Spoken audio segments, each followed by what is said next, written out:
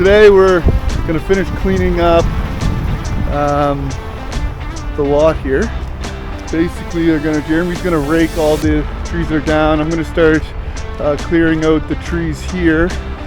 And we're gonna get it prepped for 8 lots. I'm just gonna give you an idea of what we're working with here.